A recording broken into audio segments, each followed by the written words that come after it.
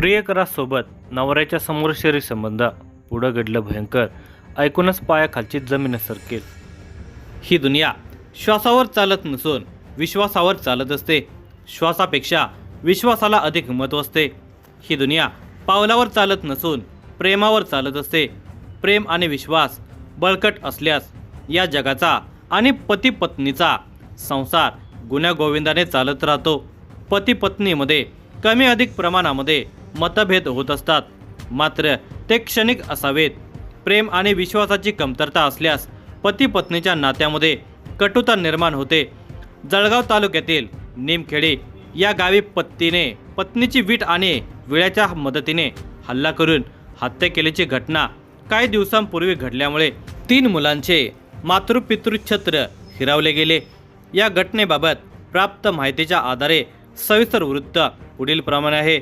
पण तत्पूर्वी ही व्हिडिओ पुढे पाहण्याअगोदर जर तुम्ही या चॅनलवर जर नवीन असाल तर प्लीज आपल्या ह्या मराठी चॅनलला नक्की सबस्क्राईब करा। दीपाली आणि नितीन हे दोघे पती पत्नी होते। दोघांचा विवाह सोहळा सन 2016 मध्ये झाला होता। या विवाहाच्या माध्यमातून ठाकरे आणि सोनवणे हे 2 परिवार एकत्र आले होते। जळगाव तालुक्यातील कानळदा येथील ठाकरे परिवाराची कन्या दीपाली ही यावल तालुक्यातील शिरसाड येथील सोनवणे परिवारामध्ये सून म्हणून नांदण्यास आली। पूर्वाश्रमीची दीपाली ठाकरे विवाहानंतर दीपाली सोनवणे झाली। लग्नानंतर साधारण 3 वर्षांनी दीपाली आणि नितीन हे दाम्पत्य जळगाव तालुक्यातील निमखेडे येथे राहण्यास गेले। मोलमजुरी करून नितीन आपला संसाराचा गाडा ओढत होता। बघता बघता दोघांच्या संसार वेलीवर 2 पुत्र आणि 1 कन्या अशी 3 रत्नांचे आगमन झाले। सुरुवातीच्या काळामध्ये दीपाली आणि नितीन या दोघांचा संसार गुण्यागोविंदाने सुरू झाला, मात्र काही वर्षातच नितीनला दीपालीच्या चारित्र्यावर संशय येण्यास सुरुवात झाली। तिचे कुणातरी परपुरुषासोबत अनैतिक संबंध असल्याचा नितीन याला संशय येण्यास सुरुवात झाली। त्यातून दोघा पती पत्नीमध्ये वादाची ठिणगी पडू लागली। या वादाचा परिणाम असा झाला की एके दिवशी ती तिच्या लहान मुलाला सोबत घेऊन अचानक माहेरी निघून गेली।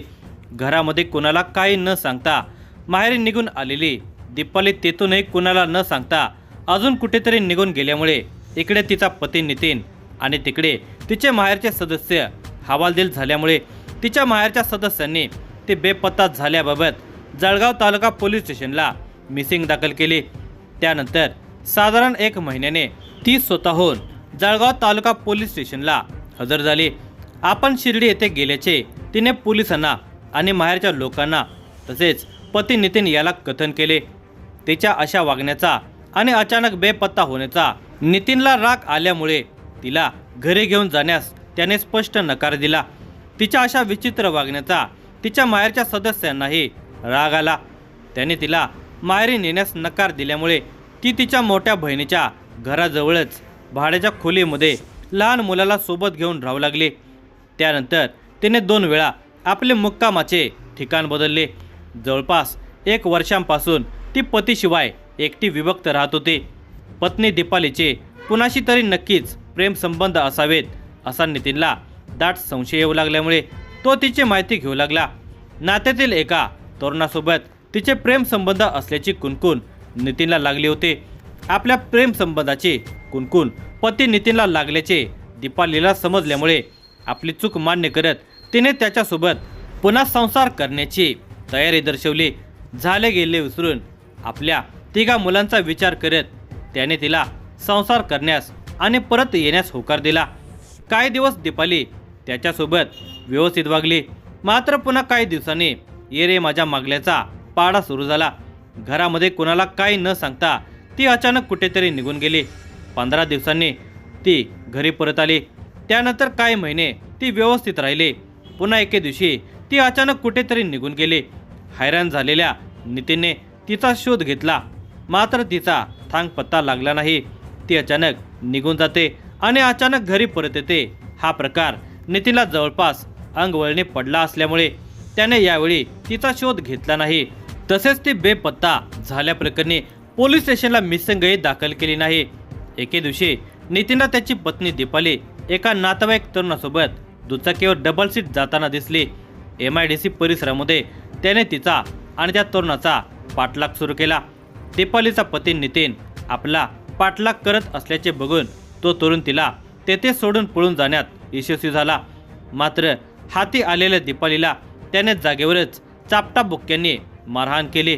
घटनास्थळी जमलेल्या काही महिलांनी तिची सोडवासोडव केली। दीपालीला नितीन सोबत जाऊ दिल्यास तो तिला अजून मारहाण करू शकतो अशी शक्यता गृहीत धरून त्या महिलांनी तिला त्याच्यासोबत जाऊ दिले नाही। अशा प्रकारे दीपालीच्या चारित्र्याविषयी नितीनच्या मनामध्ये शंका निर्माण झाली होती।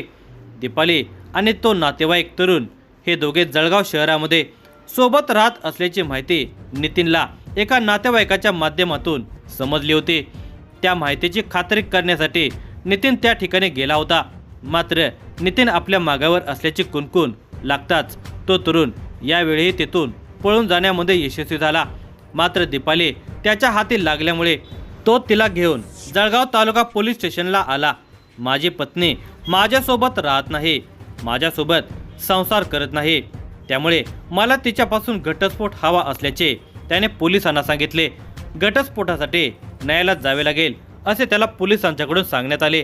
मात्र मी यापुढे असे वागणार नाही असे म्हणत ती नितीनसोबत घरी येण्यास तयार झाली। आपल्या 3 मुलांचा विचार करत नितीनने तिला निमखेडी येथे घरी आणले। आपल्या 3 मुलांचा विचार करत नितीनने दीपालीसोबत नव्याने संसार सुरू केला। मात्र ती त्या तरुणासोबत काढलेले फोटो सोशल मीडिया प्लॅटफॉर्मवर ठेवत असल्याचे नितीनला समजले। त्याचा नितीनला राग आला। एके दिवशी मध्यरात्री नितीनला अचानक जाग आली। त्यावेळी तो तरुण घराचा दरवाजा उघडून दीपालीला भेटण्यास येत असल्याचे नितीनच्या नजरेस पडला। नितीनने त्याला पकडण्याचा प्रयत्न केला।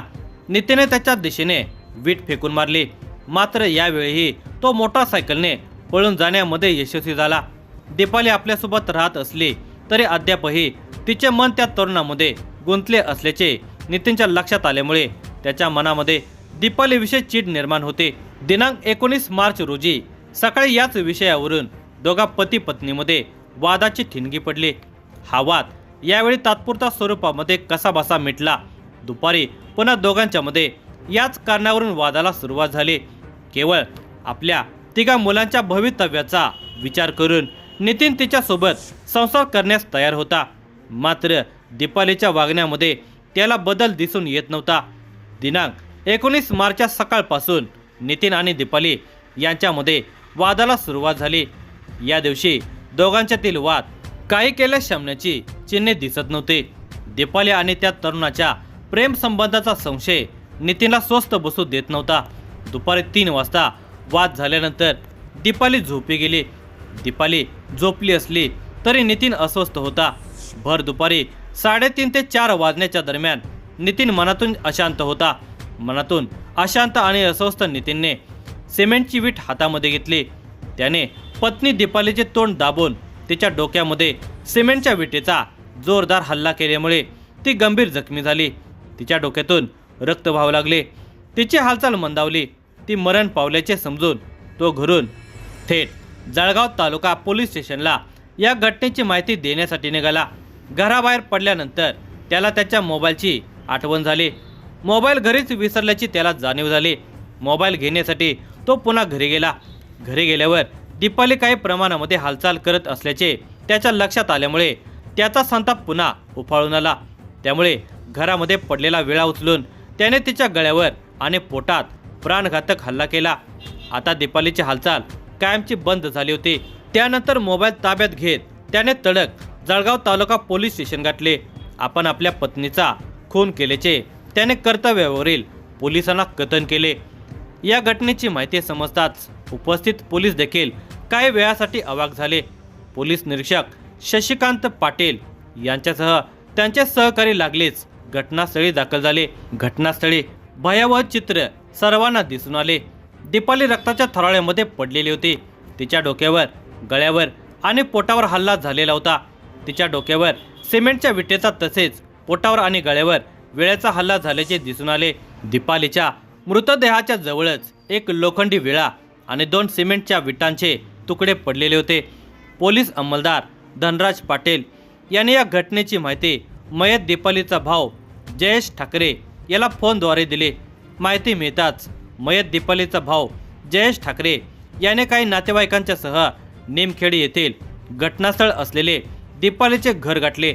घटनास्थळावरील कायदेशीर सोपस्कार आटोपल्यानंतर दीपालीचा मृतदेह उत्तरे तपासणी कामे शासकीय वैद्यकीय महाविद्यालय आणि रुग्णालयात रवाना करण्यात आला. तेथील वैद्यकीय अधिकाऱ्यांनी दीपालीला मयत घोषित केले. त्यानंतर जयेश पांडुरंग ठाकरे याने दिलेल्या फिर्यादीनुसार जळगाव तालुका पोलीस स्टेशनला नितीन कोळी सोनवणे याच्या विरुद्ध पत्नी दीपालीच्या चारित्र्यावर संशय घेत खून केल्याप्रकरणी गुन्हा दाखल करण्यात आला. पोलीस निरीक्षक शशिकांत पाटील यांच्या मार्गदर्शनाखाली सहाय्यक पोलीस निरीक्षक Anant Ahire, police head constable Pradeep Rajput, Dhanraj Patil, Gulab Mali, police Naik Kailas Ingale, Dnyaneshwar Koli, Vijay Nikam, police constable Prashant Patil व गणेश पाटील आदी पुढील तपास करत आहेत.